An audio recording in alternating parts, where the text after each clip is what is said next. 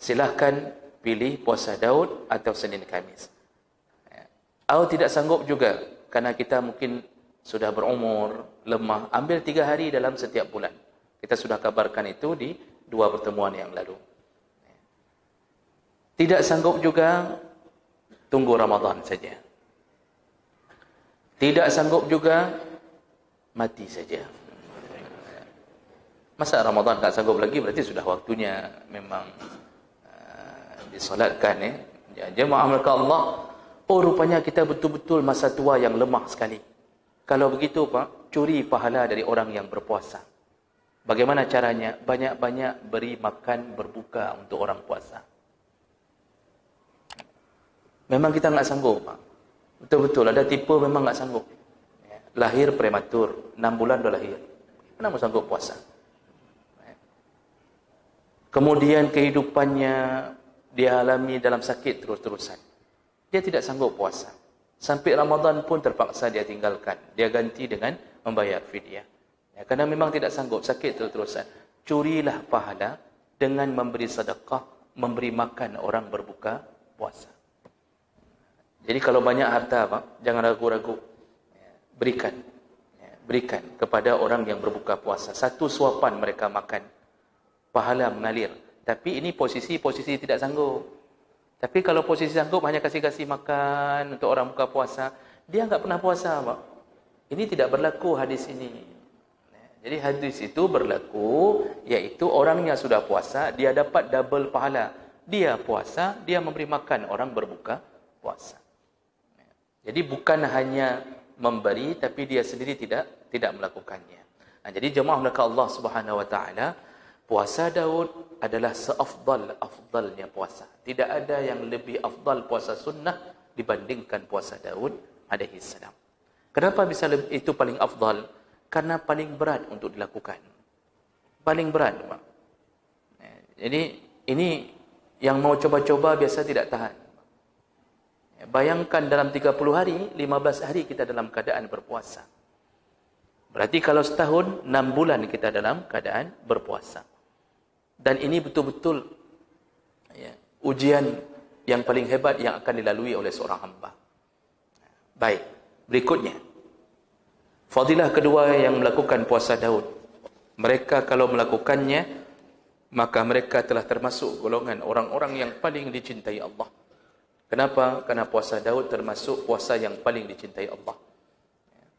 Dari Abdullah bin Amr Al-As radhiyallahu anhu qala Nabi sallallahu alaihi wasallam, inna ahabba siyam ila Allah siyamu Daud.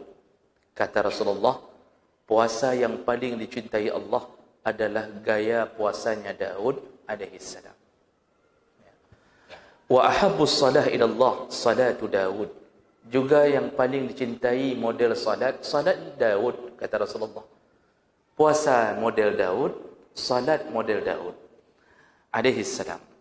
Bagaimana Nabi Allah Daud melakukannya? Kana yanamu nisfal lail. Jadi yang dimaksud salat di situ bukan salat wajib. Salat sunnah. Puasanya bukan puasa wajib, puasa sunnah. Jadi puasa yang paling dicintai Allah, puasa sunnah gaya Daud. Salat yang paling dicintai Allah, salat sunnah yang model Daud alaihi salam. Bagaimana Nabi Allah Daud melakukannya? Kana yanamu nisfal lail wa yaqumu sudusahu wa yanamu sudusahu. Jadi Nabi Allah Daud itu kalau model salatnya, dia tidur setengah malam, lalu bangun sepertiga malam. Kemudian tidur lagi, lalu bangun 1/6 malam. Jadi beliau sampai bangun berulang-ulang, tapi diberikan hak untuk badan. Tidur sebentar setelah salat Isya, lalu bangun di pertengahan malam, salat menghadap Allah, lalu tidur lagi sebentar, menjelang subuh bangun lagi, menghadap Allah lagi, lalu tidur lagi sebentar, sampai beliau melakukan yang wajib. Jadi jemaah mereka Allah, ini model salat sunnah qiyamul lail yang paling dicintai Allah. Wa kana yasumu yawman wa yuftiru yawman. Kalau model puasa, kembali Nabi ulang, puasa Nabi Allah Daud adalah puasa sehari, berbuka sehari. Berarti orang yang melakukan puasa Nabi Allah Daud telah termasuk orang-orang yang telah masuk ke dalam list yang paling dicintai Allah Subhanahu wa taala. Orang kalau sudah dicintai Allah, apapun yang dia lakukan, langkahnya di dalam cinta Allah. Semua keputusan Allah yang diberikan kepadanya hanya untuk menambah cinta. Itu kalau orang sudah dicintai Allah.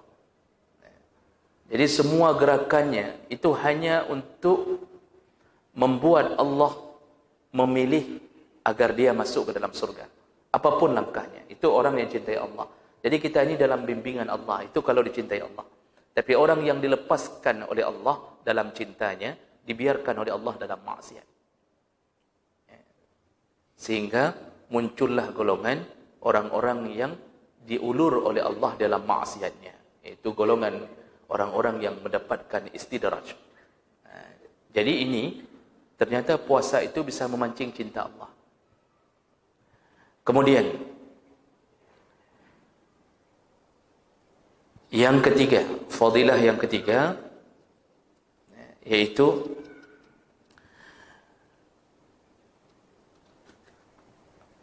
orang yang melakukan puasa Daud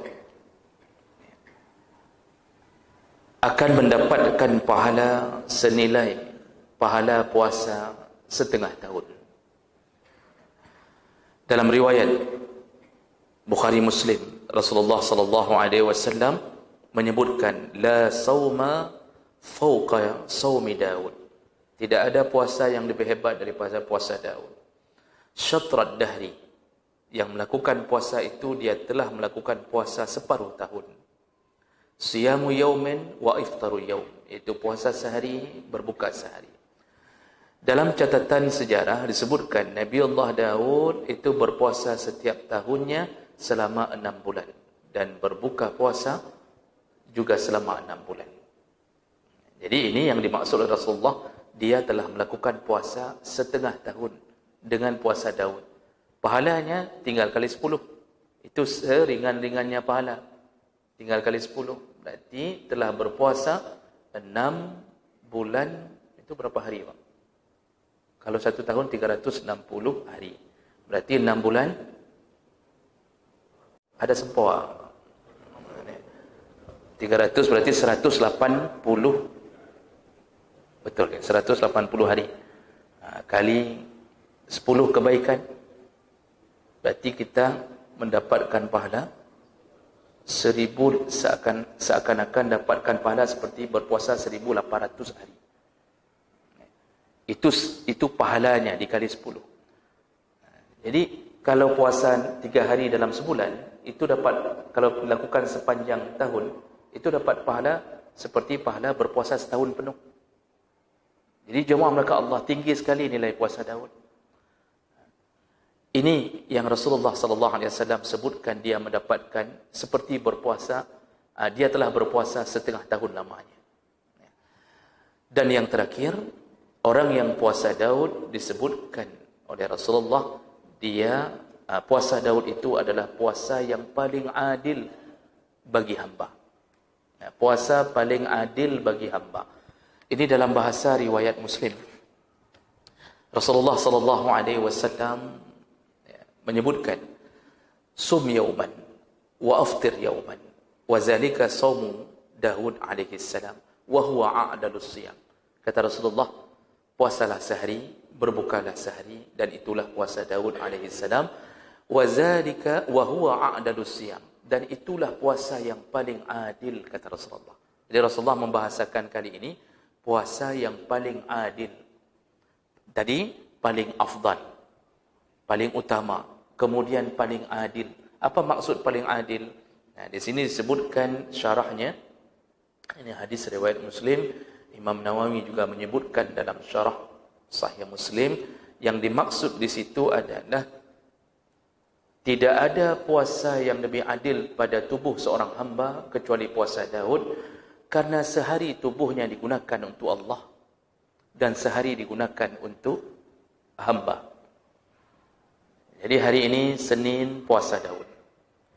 Hari Senin lemahnya, nafasnya yang berbau, kemudian gerakannya yang lunglai, pikirannya terfokus hanya untuk puasa, itu semua dia lakukan hanya untuk Allah. Hari itu milik Allah.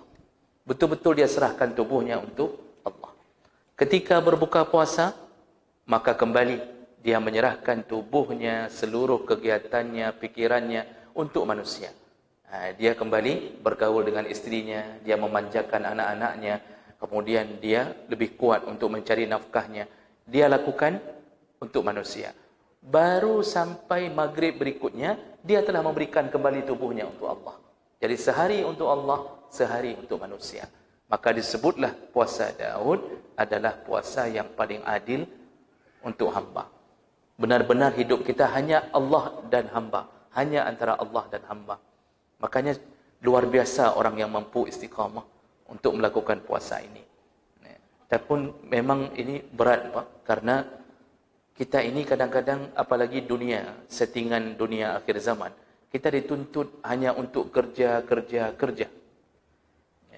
Enggak pakai pikiran, enggak apa-apa. Yang penting kerja. Maka orang hari ini bergaul, Pak, itu hanya untuk dunia. Dia hidup untuk dunia. Bagaimana dia mampu untuk berpuasa untuk Allah, sedangkan pikirannya untuk dunia? Maka orang yang puasa Daud di zaman fitnah ini, di zaman akhir zaman ini, itu luar biasa. Luar biasa dia menunjukkan ketaatannya kepada Allah Subhanahu wa taala. Orang yang puasa sunnah, ketika dia menyembunyikan puasa sunnahnya, itu lebih baik daripada nampak. Namun, bukan bermakna nampak itu menjadi pembatal puasa. Contoh, kita berbuka puasa bersama. Itu nampak. Tapi itu tidak dimaksudkan membatalkan pahala. Karena memang kita bukan menunjukkan keriaan di situ. Di situ sudah saatnya berbuka. Namun ketika ditanya orang, atau terjadi permasalahan di jalan, itu tidak berlaku kalimat seperti Ramadan. Kalau Ramadan, kata Rasulullah, kalau engkau diajak berantam, diajak berkelahi, atau engkau dicaci maki, maka sebutlah inni shaim. Cukup katakan aku sedang berpuasa. Begitu kata Rasulullah, nasihat Rasulullah. Karena memang semua orang sedang puasa dan orang tahu itu Ramadan. Jadi dia hanya ingin mengatakan bahwa, mohon maaf, saya mampu untuk melawanmu, tapi karena aku lebih takut ke Allah, aku sedang berpuasa. Tidak boleh diladeni, karena bisa membatalkan puasa. Dan itu tidak berlaku pada puasa sunnah. Jadi bapak dan ibu yang puasa Senin Kamis, puasa Daud, itu kalau sedang terjadi sesuatu, itu jangan mengandalkan bahasa itu. Jangan ketika berantam di jalan, orang caci maki lalu mengatakan, mohon maaf, saya Daud. Saya puasa Daud. Mohon maaf, saya puasa Daud. Lagi maaf bah, belum puasa Senin, belum puasa Khamis. Itu bahaya, karena itu puasa sunnah tipis antara menampakkan dengan sedang mengatakan bahwa kita sedang membela diri. Karena orang tidak tahu bahwa itu bulan-bulan yang sedang puasa. Itu hak kita dengan Allah. Kita yang menyembunyikannya. Maka lebih bagus menyembunyikan sampai ketika orang meninggal, biarlah bibir istri kita yang menceritakan ke orang almarhum, Masya Allah, selama hidupnya terus-terusan berpuasa. Apakah batal puasa kita, Pak? Tidak. Pujian orang dengan amal kita menunjukkan salah satu tanda husnul khatimah. Semakin banyak dipuji orang, semakin besar kemungkinan masuk surga. Semakin banyak dicaci orang ketika meninggal, semakin kecil kemungkinan masuk surga. Makanya, ada orang yang hari ini maksa untuk dipuji. Ketika pelepasan jenazah, itu sebenarnya tidak ada sebuah kewajiban untuk bertanya, apakah jenazah ini jeruh, apakah jenazah ini baik. Tidak perlu. Kenapa? Yang dimaksud pujian, as-sana, yaitu pujian terhadap mayat, itu yang keluar dari hati paling dalam. Hati seorang istri yang ditinggalkan suami yang saleh. Hati anak-anak yang kehilangan ayahnya yang terus mendidiknya untuk melakukan amal saleh. Yang membawa dia terus-terusan ke masjid. Yang mengajarkan dia hafizul Quran. Yang mengunjungi dia di pesantren. Tangisannya, pujiannya, dan tangisan semua sahabat yang telah ditinggalkan orang yang selalu berbuat baik, itu dipuji dalam hati pun sudah menunjukkan husnul khatimah. Terdengar namanya di mik menasah, inna lillah, telah meninggal fulan.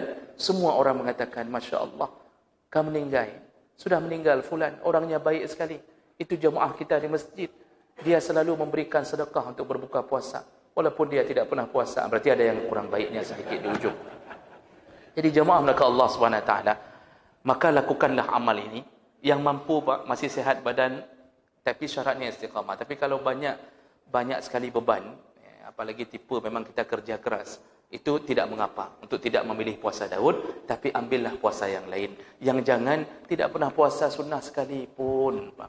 Itu yang jangan lakukan. Hana tiga, umur kan 60 tahun, bulu-bulu hidung sudah putih, tak pernah puasa. Usahakanlah bersama Allah selama kita mampu. Mudah-mudahan Allah kuatkan kita dan mudah-mudahan Allah kumpulkan kita kembali di dalam surganya. Amin ya rabbal alamin. Subhanakallahumma wa bihamdik, asyhadu an la ilaha illa anta, astaghfiruka wa atubu ilaik. Wassalamu alaikum warahmatullahi wabarakatuh.